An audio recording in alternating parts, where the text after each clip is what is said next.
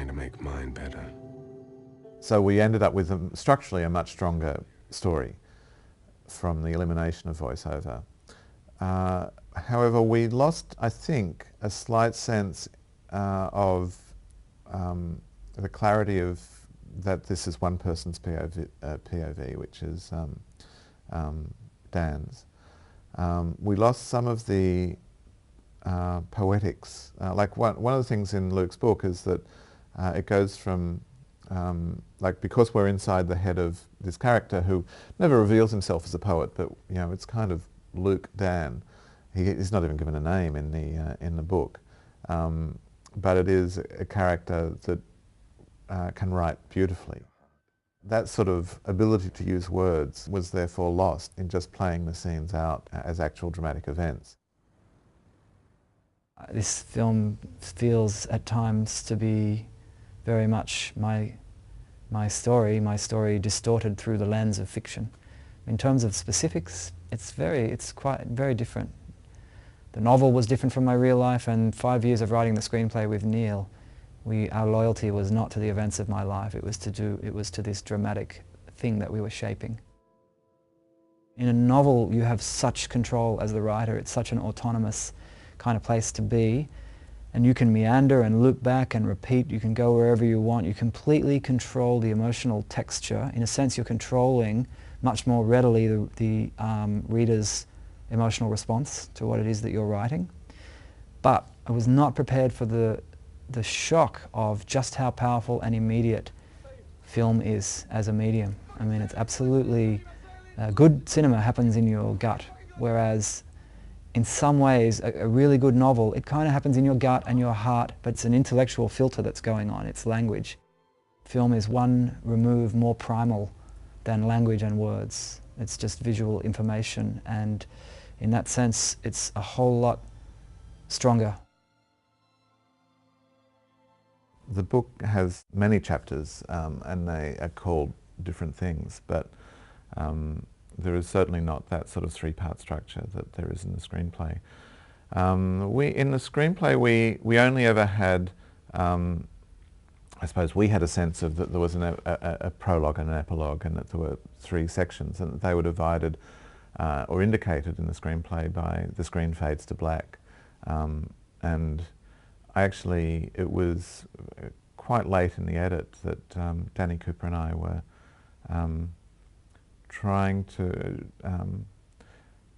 trying out ideas of increasing that sense of framed separation of the three parts. And it was my suggestion that we try Heaven, Earth and Hell. But Heaven, Earth and Hell helped to give the whole story this kind of a slight sense of religious parable. Like I think that there are, all the way through, there's a way of reading the story as a kind of modern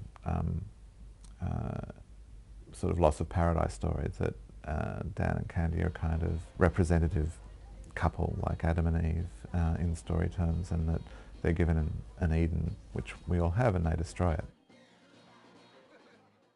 Casting is an exciting process.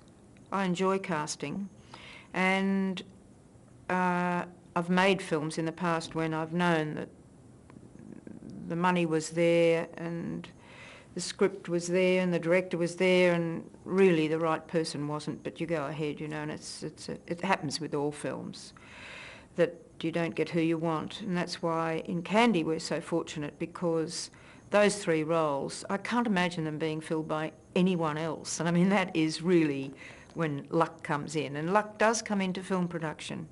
I think the reputation that Neil has in his illustrious theatre background is kind of as being the casting genius, and I think it was one of the things that really interested the investors in the film, was that they knew that about this guy. They also knew that he was a theatre director who had people like Jeffrey Rush or Nicole Kidman or Kate Blanchett saying, I'd give my right arm to work with this guy, you know, in the Belvoir Street Theatre, let alone in a feature film. So, and we ended up being lucky with the people that we got. I've had my eye on Abby since she was 14. I saw her in a television series in 1997, and I'm on the lookout for actors and directors, frankly, and writers all the time as a producer. But the day that I met Abby Cornish, about, 2000, she was 19 anyway, so it's 4 years ago or something, I knew I'd met Candy.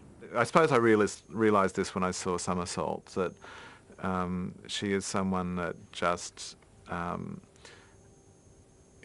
is so absorbent somehow in front of the camera. She carries an emotional intelligence and a kind of a depth of soul that that the camera kind of absolutely kind of caresses. It's amazing, I think, her power on screen.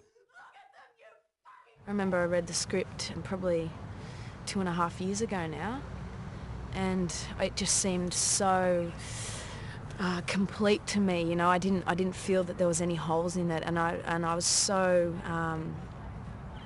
excited, I guess, by the idea of playing the character of Candy.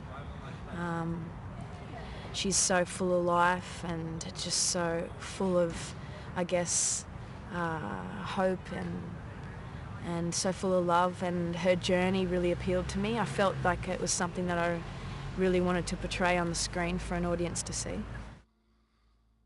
We'd been searching for a long time when for the right actor for Dan, and this is, I guess,